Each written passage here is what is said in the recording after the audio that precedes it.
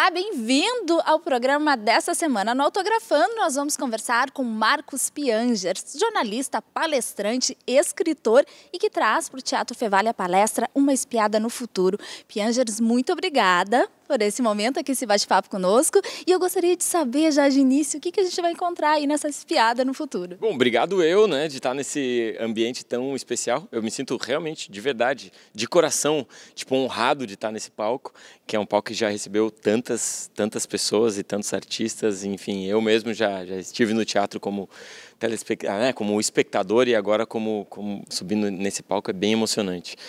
Eu vou falar sobre tecnologia, sobre inovação, sobre os estudos que eu faço já há algum tempo, trabalhando com comunicação relacionada a ferramentas tecnológicas de distribuição e produção de conteúdo, a democratização da produção de conteúdo que aconteceu nos últimos anos e que pegou de assalto as grandes indústrias que produzem conteúdo, os grandes controladores dessa área, todas as empresas, os controladores, aquelas empresas e marcas conhecidas e bilionárias que a gente se relaciona, foram muitas delas pegas de surpresa com a tecnologia, com as mudanças tecnológicas, e falar sobre isso é importante para que a gente não seja pego de surpresa na nossa profissão, com a nossa marca ou na nossa área de atuação, ou mesmo na nossa vida pessoal, Muitas vezes a gente vive a vida sem refletir sobre essas ferramentas tecnológicas que nos cercam, Eu tive uma experiência com a minha filha de ir na escola dela falar sobre a minha profissão, e quando ela tinha 11 anos, a gente morava aqui em Porto Alegre ainda, e eu pensei, poxa, que legal, vou falar sobre a minha profissão, sou jornalista, trabalhei com a Fátima Bernardes, estava na época trabalhando na Globo.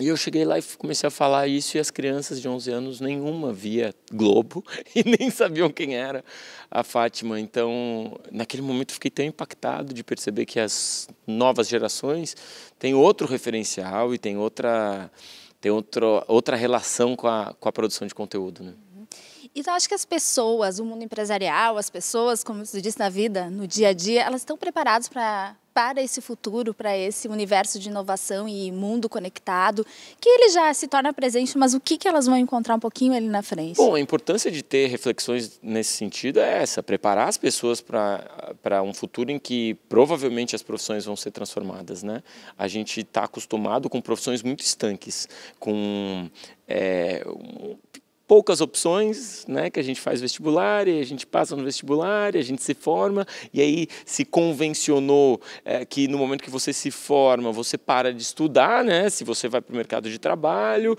e aí no mercado de trabalho você trabalha lá 20, 30 anos, 40 anos, se aposenta e aproveita a sua aposentadoria. Esse é um mundo que vem mudando aos poucos, mas por conta da tecnologia muda de uma forma muito brutal para quem não se prepara.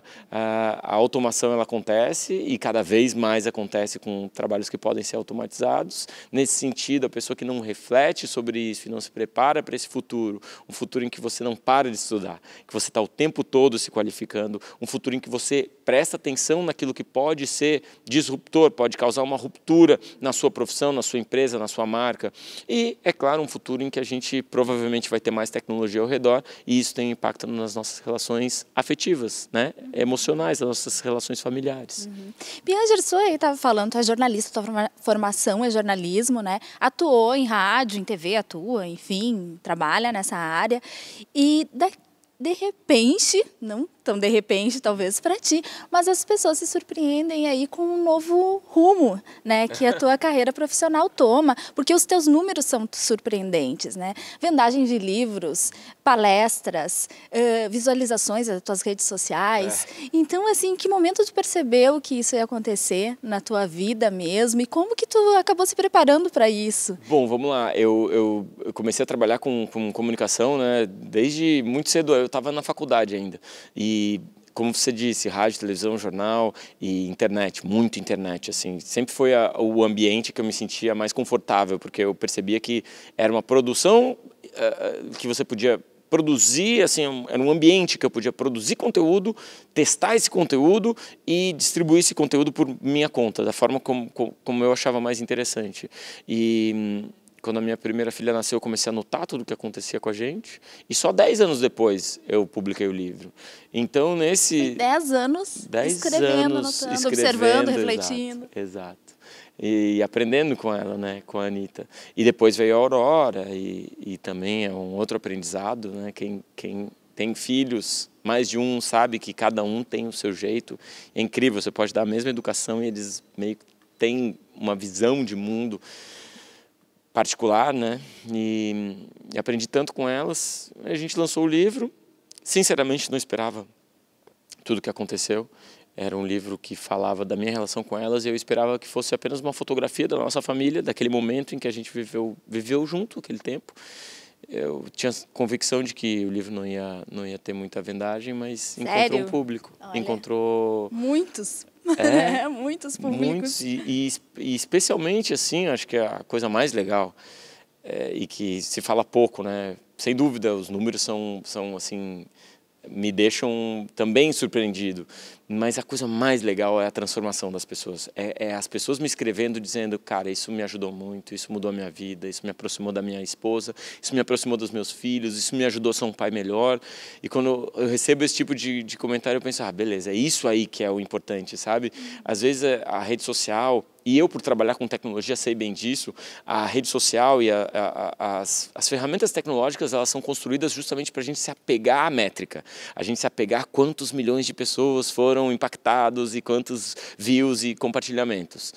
Mas se todos esses views e compartilhamentos acontecessem e a transformação não acontecesse, não ia valer nada, porque a dinâmica da rede social, ela está muito focada na métrica, mas o meu objetivo, o meu coração está muito focado na transformação, na aproximação familiar, né, das pessoas. E você dá palestras em vários lugares do mundo, já deu palestras em vários lugares do mundo. Tu consegue identificar um público diferente nesses lugares que tu vai? Eu digo com as inquietações, as perspectivas, as dúvidas, os conflitos, eles são os mesmos, eles são universais, ou tu consegue identificar algumas diferenças? Os conflitos são universais, sem dúvida, mas algumas culturas têm conflitos específicos. A cultura japonesa, por exemplo, eu já palestrei para um público japonês e a cultura japonesa é muito rígida. E o homem tem uma pressão muito grande de ser o provedor da casa. E por conta dessa pressão, ele se distancia um pouco das sutilezas sentimentais, emocionais, afetuosas, que o homem poderia se entregar mais, né? E acho que aqui no Brasil a gente também tem essa característica. Boa parte do mundo a gente tem. Já, mas espero que ainda, sim, né? espero que sim. Mas no Japão é bem forte isso. Em contrapartida, em Portugal, quando eu palestrei para portugueses, é muito bonito ver que lá não tem, por exemplo, licença paternidade. A licença é parental. Então, no momento em que você apresenta a licença maternidade, paternidade juntas, você está também mostrando para a família que a responsabilidade é do casal e não só da mãe, né? Não é só uma licença maternidade como aqui no Brasil de 6 meses e uma licença paternidade de 5 dias ou 20 dias na melhor das hipóteses. Então, você está, através de uma regulamentação governamental, você está dizendo, pessoal, homem também participa e vocês dois juntos têm a responsabilidade sobre a criação dos filhos. Então, acho que cada cultura, cada país tem uma particularidade, mas as demandas são universais. E você encontrou um público masculino bem forte também, né? Eu acho que tem esse público masculino interessado na possibilidade de ser mais do que um pagador de contas. Isso é algo que é impressionante, a gente fala muito pouco sobre isso. A mulher, ela já teve uma libertação, sabe, dos movimentos feministas, já deu oportunidade para a mulher sair de casa, não ser só uma mãe, uma dona de casa, e está no mercado de trabalho, está conquistando seu espaço, e está se realizando além da relação com os filhos. Mas nós, homens, a gente fala muito pouco sobre a nossa realização além do escritório. A nossa realização, a nossa felicidade, a nossa plenitude fora do trabalho, da questão profissional, estritamente. Então, discutir essa possibilidade do homem que diz assim, não, cara, eu quero só cuidar da minha filha, eu quero largar o trabalho e cuidar da minha filha. Algo que as mulheres fazem mais, que o homem, se faz isso, é imediatamente julgado e questionado, mas que é um caminho que poxa vida, pode ser um caminho de realização para os homens, né? Claro. Então a gente está viajando o Brasil todo fazendo um documentário sobre paternidade, sobre essa nova capacidade do homem de ser mais participativo, mais ativo. E a gente ouve histórias tão legais de homens que largaram o trabalho para cuidar dos filhos, do que eles passam e como eles se relacionam com isso. Ai, que bacana. É muito legal, de pais adotivos, famílias não tradicionais, né, que se formam e que tem essa relação com os filhos. Então, períodos de captação dessa... Isso. E para quando esse documentário? A gente não sabe. Não sabe. Mas é tão legal, porque é quase enfim, é um ensinamento atrás do outro, é quase um curso, né? A gente está fazendo uma pós-graduação em criação de filhos, do ponto de vista do homem, porque esse ainda é um ambiente muito feminino e eu acho que todo mundo ganha se a gente puder dividir as coisas. Certo. E assim, falando em paternidade, você se tornou uma referência no assunto, né? E dessa forma está na vitrine. De que forma é para ti? Existe uma autocobrança muito grande? Existe uma cobrança social e uma autocobrança também? Acho que, em primeiro lugar, uma autocobrança, né?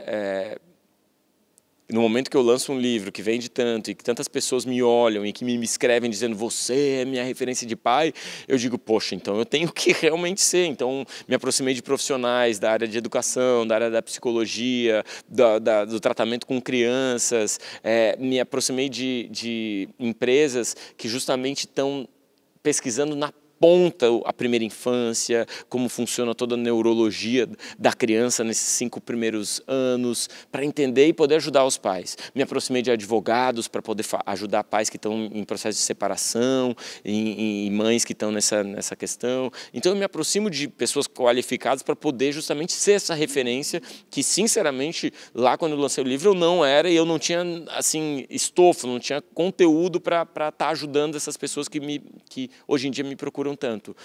E aí, em segundo lugar, tem a cobrança dos outros, né? Porque, enfim, não pode errar. Eu não posso errar, as minhas filhas têm que ser educadas.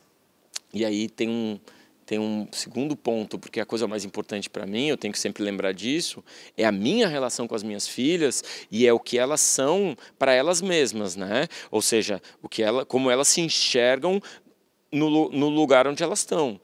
E eu não posso ficar preocupado com a opinião dos outros, com que os outros vão me achar um mau pai, se a minha filha não está se comportando, se ela tem uma demanda ali que precisa ser resolvida, né? Então, esse é um dilema também de dizer, não, peraí, cara, dane-se a opinião dos outros, agora é a hora de sentar no chão e conversar com a minha filha e explicar para ela porque que ela, sei lá, não pode estar chorando no meio do supermercado, pedindo bala, né? Porque acontece criança, com todo mundo. Né? E o que é mais difícil de colocar em prática quando o assunto é paternidade? Eu acho que é a capacidade de estar onde a gente está, de prestar atenção realmente onde a gente está. Por conta da correria do dia a dia, do trabalho, das viagens, da tecnologia, a gente costuma estar sempre em outro lugar. A gente está sempre resolvendo aqui uma questão da aula, que daqui a pouquinho eu vou estar ali, e a palestra, e a gente não está aqui, concentrado, focado nisso. E com os filhos acontece a mesma coisa. E esse é o principal dos pecados do pai. Porque o filho está apresentando sinais das demandas que ele tem.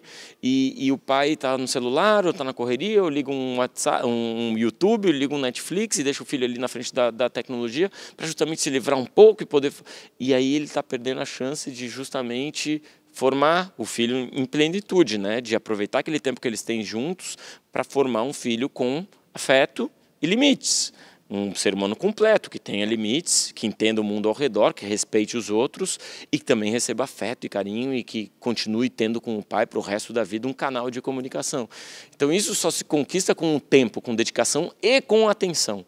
Não adianta tempo junto, passei final de semana com meu filho, mas eu estava no celular e ele no videogame. Né, do que se faz.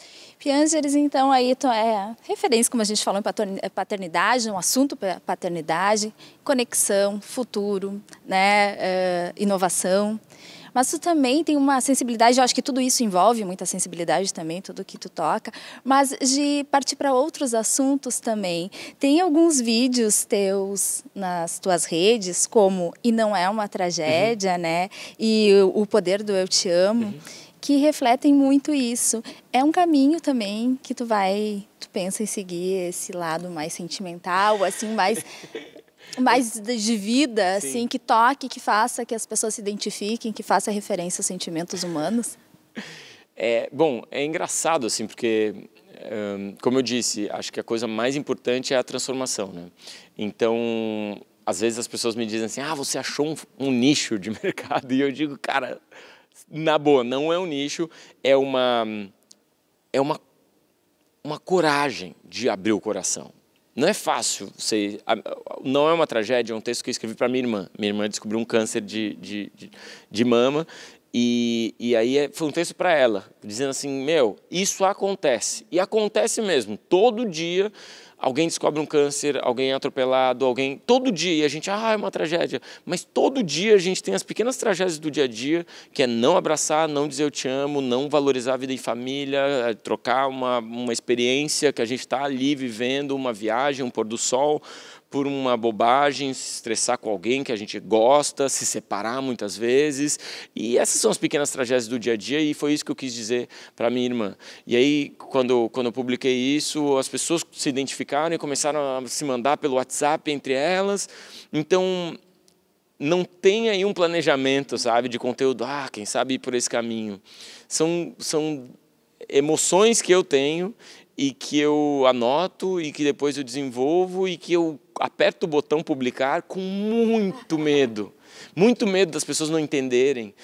Quantas vezes eu publiquei um vídeo e depois eu pensei, cara, vou apagar, tô com medo que as pessoas sejam desrespeitosas, sejam grosseiras.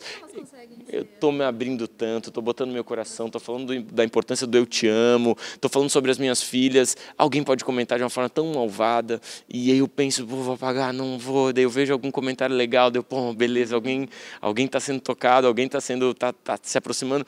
E, cara, e aí, como você citou esses 2 vídeos, é uma coisa bonita demais, porque eu estou no aeroporto e me para um executivo de terno e diz, cara, você mudou a minha relação com meu pai. Meu pai nunca tinha me dito eu te amo, ele me encaminhou esse vídeo agora no WhatsApp. Olha isso, cara, e agora a gente está relembrando todas o nosso passado junto, em que eu queria que ele tivesse dito eu te amo, e ele não dizia, e agora a gente está resolvendo essas questões.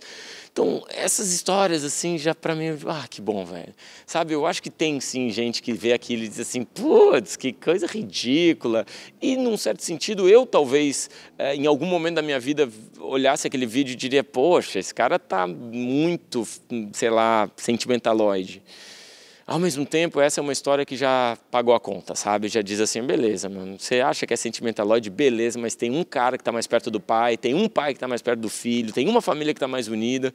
E no caso do Poder do Eu Te Amo, isso foi tão forte que a gente transformou em livro. Então agora o texto, O Poder do Eu Te Amo, foi transformado de forma gráfica em um livro para você que tem dificuldade para falar, dar um objeto e aquele objeto ser quase que eternizado na sua estante, no seu quarto, para você abrir, ler de novo e se lembrar da importância de estar se expressando para as pessoas que você realmente gosta. Que legal, parabéns por todo esse seu trabalho. Desejo muito que você continue tocando as pessoas e provocando transformações nas vidas das pessoas, né? Espero que sim, espero que sejam mais vozes, né? Mais pessoas, mais pais e mais mães e filhos celebrando essa capacidade que a gente tem de celebrar o amor. A gente vive uma época muito cínica, que a gente muitas vezes tem orgulho de não expressar os sentimentos, de não celebrar a vida em família, a vida dos amigos, e ostentar consumo, e acho que tem coisas mais importantes e mais bonitas na vida. Com certeza. Obrigada, Fianges. Obrigado. E eu não posso terminar sem te pedir um autógrafo para o programa. Vamos lá? Obrigada.